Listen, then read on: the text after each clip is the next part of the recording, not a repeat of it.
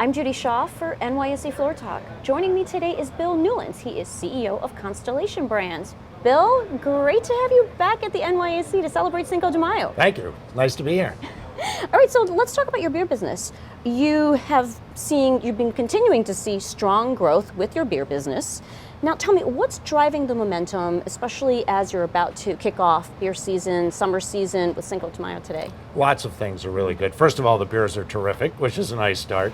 But our beers are trade up, and people are premiumizing in terms of what they buy. We see the same thing in our wine side, but when we see what Modelo is doing, Modelo was up 15% last year. Corona Extra was up 9%. Pacifico looks like a baby Modelo. We're just seeing tremendous potential because there's so many people trading into our brands. We couldn't be more excited for the future. All right, so you're not just beer.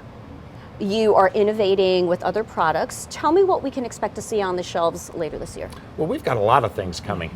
We have a Seltzerita coming from Corona, which we think is going to be delicious and flavorful.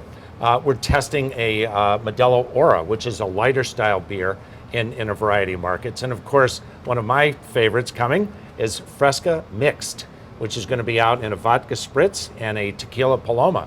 And we're very excited about that opportunity that's coming in a ready to serve format later this year. Okay, all right, something definitely to look forward to there. For sure.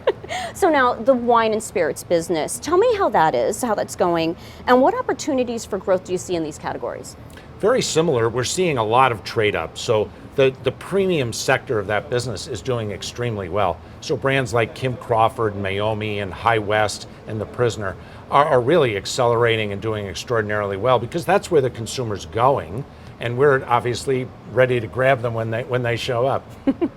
All right, so now finally tell me, how much has e-commerce and direct-to-consumer trends impacted your business? It's changed a lot, and I think the pandemic has really added to that because consumers change the way they buy in a lot of forms. It's true in alcohol as well. So our direct-to-consumer, as well as our three-tier e-commerce business, is really through the roof. And I think we were fortunate that we had invested early on to win in that space.